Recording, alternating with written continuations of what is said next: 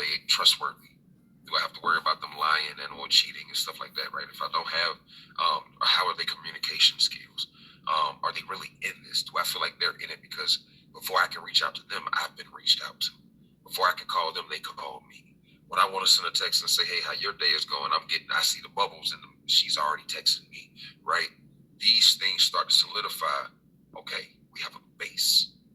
Now, back in the day, I feel like people used to put their backs against each other, and no matter what came within that couple, be it mommy, daddy, cousin, church, community, politics, they were going to fight back to back.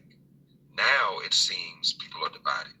They've gone and become a part of church, community, social group, and now that you're a part of it, you're more drawn and more tied to the group than you are the person. So now the person has to pull you away from group, friends, work, church, self-love, self-care, all this shit that people do now that separates you. Everything is about separation. Where back in the day, we are the world, we are the children. We are the ones making brighter days, so let's keep living, right? Michael Jackson made it very clear that no matter if you're black or white, come together. And we don't see it like that today. I think, like, to your point, I think women and men are becoming too individualistic, is what you're saying. Back then, we would put somebody else's needs before ours. If you're in a relationship, I want to think about you and how this affects you.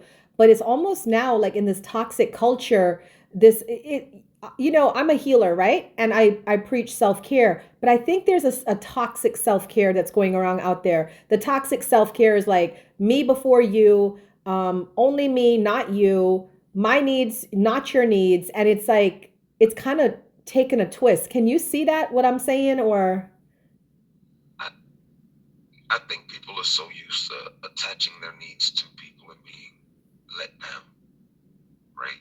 I need Uma because she's a metaphysical CEO, the CEO of a metaphysical wellness center. So she's able to do this and this and this, and I need that. But that's not Uma's journey. Her journey ain't to take everything that she ever learned and made and use it to help me and make me happy. And no, she has a whole other thousands of people to go and help. So when you let me down, I now don't expect anybody to be able to come in and give me what I want. So I start to seclude myself. I start to box myself off. I start to say things like, men just don't get it, right? When it's not the case. You just dealt with a person, you had expectations, that person didn't meet your expectations, and they had no obligation to. People walk into it, relationships with expectations, with ultimatums, and obligating people to do things before you even know their fucking middle name, myself included. When I call you, pick up that goddamn phone. right. What's your name? What's your name again? Right? So it's the microwave. We want everything quickly. Yes. We don't want to work for it. And we're all broken from past traumas that none of us have found the adequate healing to, because we don't even have adequate insurance to be able to say that we can go and sit with a doctor and pay for it. You see, but people talk about money. Stop talking about money when you don't even have insurance. Stop talking about money when you don't even have the right type of bank accounts. Stop talking about money when you don't have a savings. You're waiting for a check to pay bills, just like everybody else. Yes, yes. That's why, because a lot of these online communities, I was just in a stream where two men were fighting. I make more money than you. No, I make more money than you. And I'm thinking, well, why don't y'all just show your paychecks so everybody could have actual facts and we could tell you who factually makes more money than who. It's just crazy how people are focusing so much on financing. But for me, looking at it from a spiritual perspective, I feel people are focusing on financing because at the root of it, they're scared. They're scared because of what's going on in the world right now, what's going on with the economy. They're scared of being without and being in lack. So it's almost like a defense mechanism to say to people, I'm going to be okay. I'm going to survive this. I think people have this understanding, right? That it's almost like I I'm coming in this live. Ooh, they're in here talking about, they're talking about relationships. Hey guys, my name's Mr. 6. My wife left me, right? How many people got sob stories? Oh, we hear it all day, every day. We do. So, how many people are actually living in the positive of life, right? Even last night, I was in this motherfucker going off, right? I have so many things to be happy about, but I'm choosing to speak on the negative things that are currently having me in a mood, right? Mm-hmm. So, that shows that there are still things within self that need to be worked on when it comes to handling emotions, handling situations in life. And for any woman to see that, all of her all of that shit starts to go off. So men need to stop showing women their emotional moments. Facts. It is for the punching bag.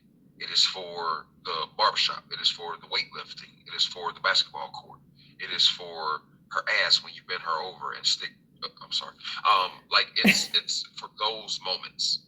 That's where you let out that aggression and that passion. And I feel like women want us to voice, but there's no space for it. We don't get to be talkative men. The more talkative we are, the more it becomes an issue. That. I can't wait to go. Okay, so like Oma, like it's crazy. Like I told you yesterday that we needed to plan this trip, and like I can't believe it's taking you so long. Like I sent you the information. I told you what time we need to be there. I told you what. Like I can't. Like this is the second time. Even last week when I was trying to, and then like the week before you did, and I don't understand why I have to keep. And it's just crazy that we keep having this conversation. And I just right. Why do you want that? Right. Hey baby, did you get it done? Okay, I got it. Don't worry about it. No, I got it.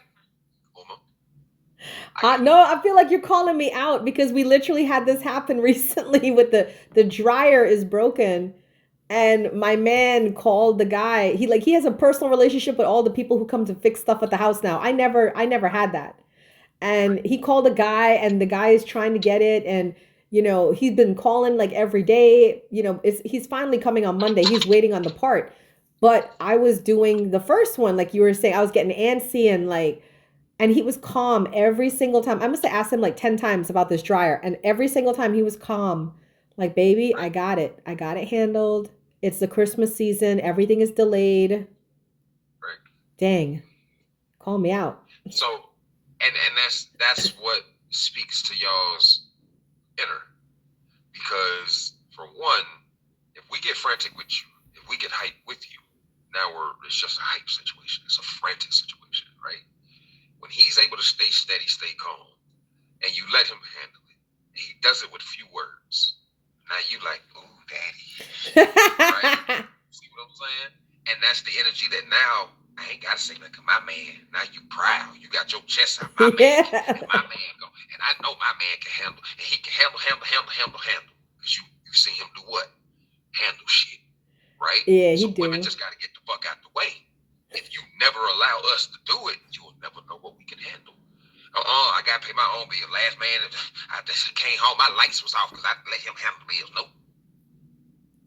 Wow. Girl, you need some help. You need some help.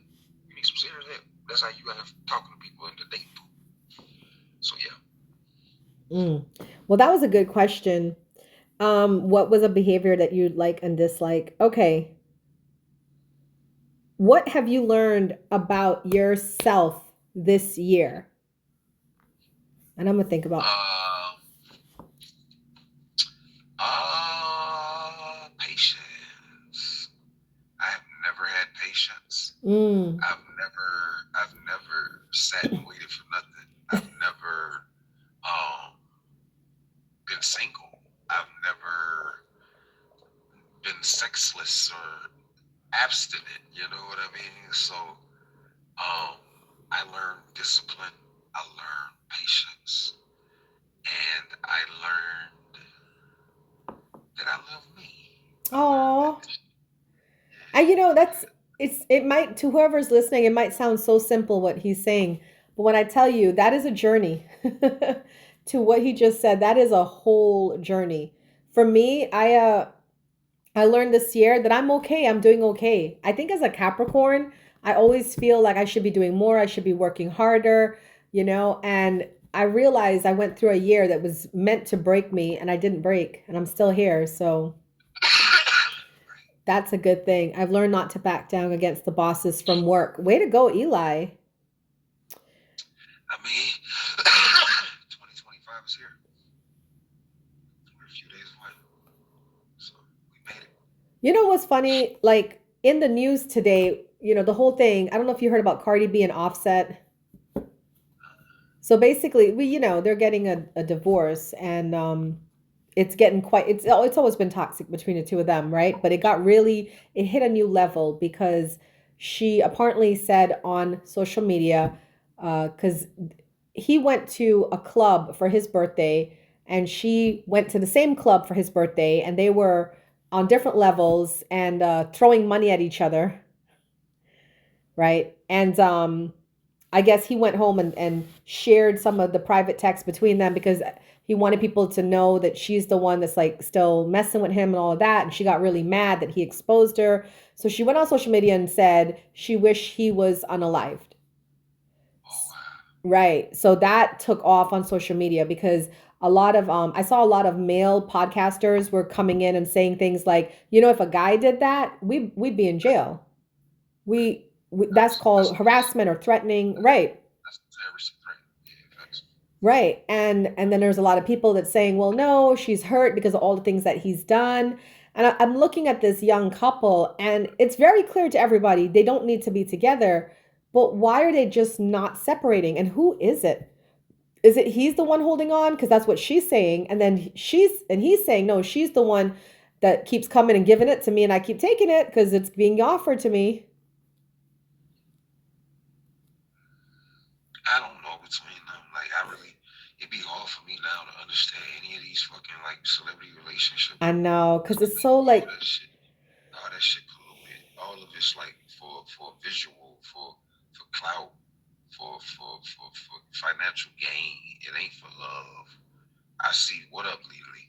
I see very few relationships in the celebrity realm that are for love. Like Denzel Washington loves his yeah, wife. You know what I'm saying? Felicia Rashad, she loves her her husband. husband, yeah. So it's different watching these older cats and how they love their wives and they're not tied into the acting game or whatever. But these people who out here choosing other actors, it's all clout, it's all publicity stunts and shit. Her They sister together Debbie. for I was thinking about Snoop Dogg and his wife. They've been together the whole time. Even when he was doing his stuff, they were still together. But I wish I could be like Cardi B's life coach, to be honest, because I think she loves him more than he loves her. And I think that she's the one that doesn't want to let go. Like she tries to put up a strong front, like, oh no, because she's dating somebody else and I could do bad without him or whatever. But I feel like she's the one that really wants it to work. And I think there's love there from her to him because he is the father of her children. I wish I was her life coach because I would want to teach Cardi and other women like her how to love themselves. And that is such a difficult journey for so many people. yeah, and I wish I could make niggas do better. Yeah. Because respectfully, you chose to have like shorties with shorty. And now that you got shorties with shorty, so what you don't like her right now, nigga. Like, I don't give a fuck if you don't like her for the next year or two. What happens at 3 years? What happens at 4 years? Do y'all get back to it? Because at this point you got a child. And for you to think it'd be better for you to go out here and find somebody else, have another child, and then them potentially appreciate it, not be the right one either. It would be best for you just to work it out with this person. I say that Have all the time. y'all going to counseling? Have y'all really sat down and heard each other? Have you written a letter to one another so you actually feel fucking heard? Like it's a lot of shit that people won't do before they say fuck you, and I'm done. Do you know how you know when you're done with someone? Because I'll tell you how I know when I'm done with someone. Because like Six said, when you're in a relationship, you have these ups and downs, right? And there's times you fight with your person, or you might even break up, like temporarily take some space. But how I know that I'm done with someone is I am no longer physically attracted to them. That's like my body, because my mind can be done with somebody, but my mind can change. But my body cannot change. It's like I've been with guys where I tried, like, no, he's a great guy and everything, and he's apologized or he's doing better, but my body just rejects men. I don't know if that makes sense to you guys about your body rejecting people. What would be your reason when you know you're done with a woman? When I lose respect for you, I'm so respectful. You know what I'm saying? I care Yeah. so much about the people that I love. You will never catch me cursing Uma out. You'll never catch me being disrespectful to Uma. Even if we have tiffs, riffs, any of that shit. We will sleep on that shit, wake up the next day and got a whole new topic and forgot we ever had that little riff. It ain't that goddamn It's important. not serious. It's topics. So I just feel like, when it gets to a point to where I want to be disrespectful to a woman, I'm not attracted to them anymore. You know what I'm saying? Because I'm not raised that way. And I don't talk to my lady that way.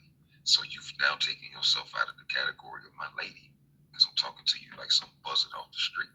He said buzzard. Yeah, for real. So, do better. That is wild. So we're going to go to, these questions are so good. What book, film, art, or speaker had an impact on you and why?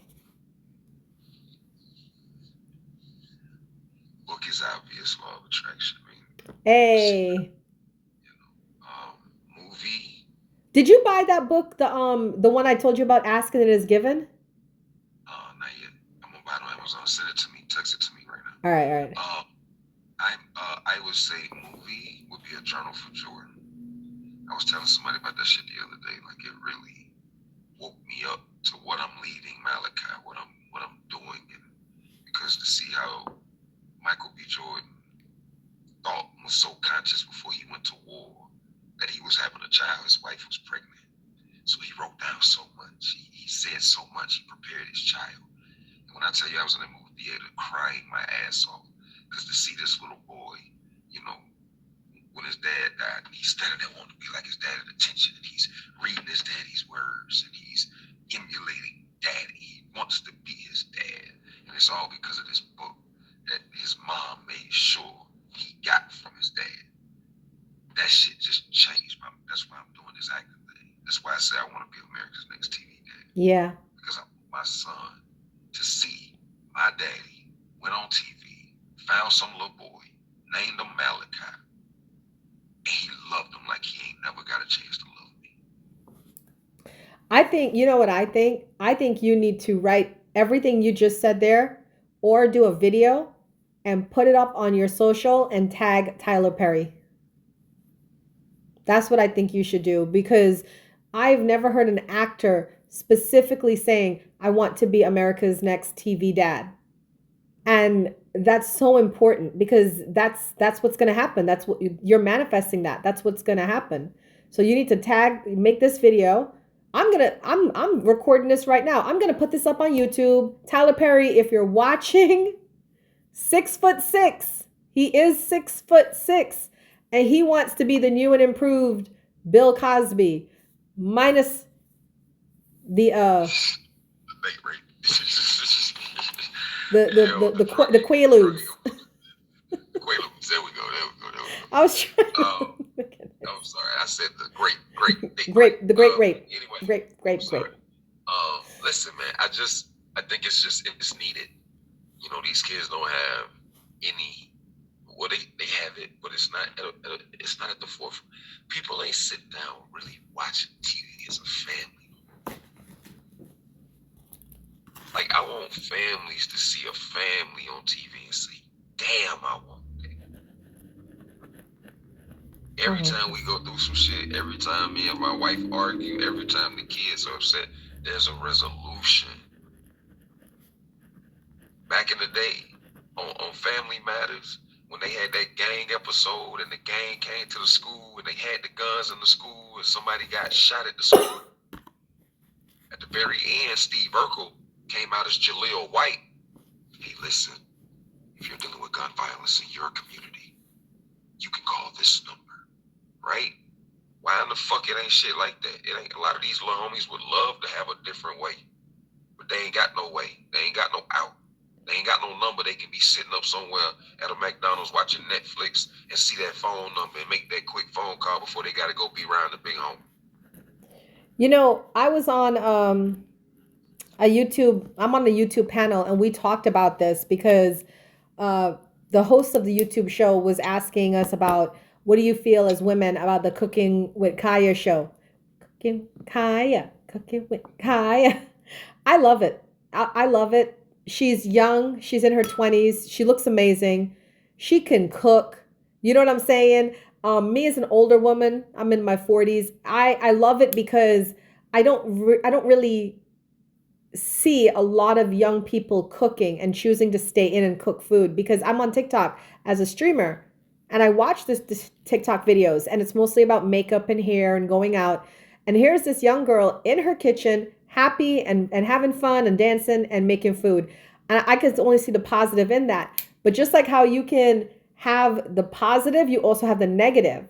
And you have a lot of women wanting to compete with this woman. You know what I'm saying? Like they're offended. I've heard so many women in their 40s and 50s talk badly and negatively about this girl. And I'm like, and they're saying she's being negative and promoting the wrong stuff. And I'm like, why?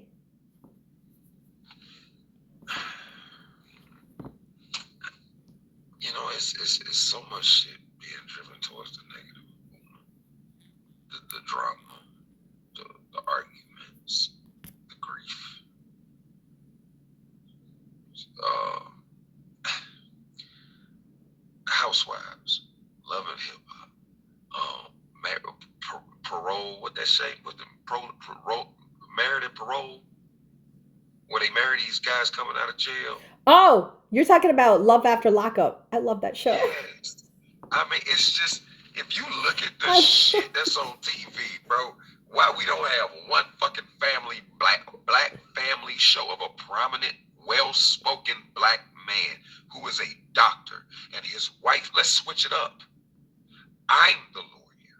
If we don't know shit, if I took my ass to school, Mr. 6 can argue some shit, right? So let me be the lawyer, let my wife be the doctor. You know what I want? No, you know, respectfully, if Tyler Perry was watching this on YouTube, you know what I would truly want? I would want to see a happy black family. Let's go with that. And the woman is a CEO of her company, and the man works at a restaurant or a donut shop. And I want to see a happy household and a happy home. That's what I want to see. So you want us to put the black woman on display while having a man be able to allow his woman to be dominant. They're right. There's so many levels to that, right? A black woman on display because she's always been crapped on. Showcasing a proud man that is with a woman who makes more than him and he still has his integrity and hoopspa and his masculinity, right? A family of color that is not the traditional, you know, Caucasian family. So I would say, like, if I were to do it like that, then I would say maybe like a barber. Right, like a barber. Okay. Because at that point, nah, make it more realistic. You are an Uber driver because the majority of couples out here are doing that. You're an Uber driver. All the time in the world. You know what I'm saying? And y'all got 3 kids. You got an eldest. Your eldest is a teenage daughter, and she growing up listening to Sexy Red and Glorilla. The middle boy don't know if he is a boy. What the hell are we doing here? The youngest girl, your baby girl, right? What we gonna give her? What's another common thing going on? Is an activist. And despite all the odds of the world outside, it's a happy family. Yes, power play.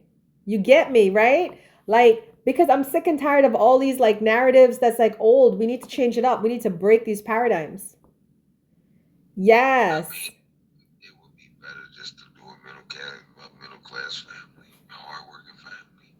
I work at a plant, and she works. She's a social worker. She's a teacher.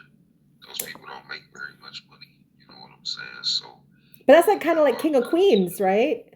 With We feel we feel the struggle of life because you're going to feel it in those positions. Like you are somewhat paycheck to paycheck if you don't budget, if you don't make smart decisions with your money, right?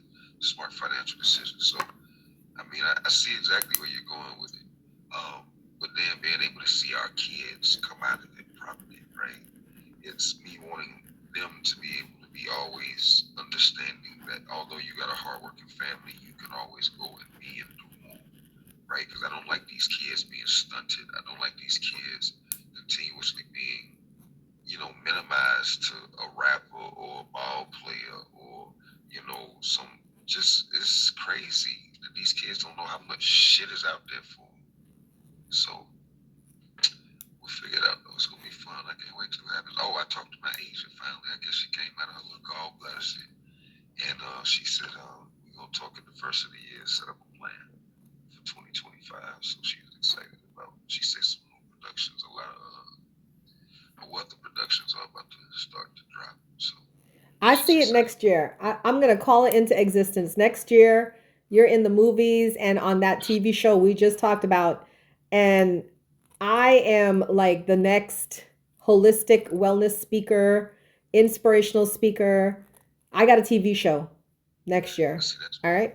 that's crazy. Like that show, that business, like how that convention is. I see you on that stage if you really want to. Yeah. Up there telling them how you did it with the products that work for you but telling you what you are and then your business will blow the fuck up. Like it's just because that's Facts. nothing bad to you on a stage with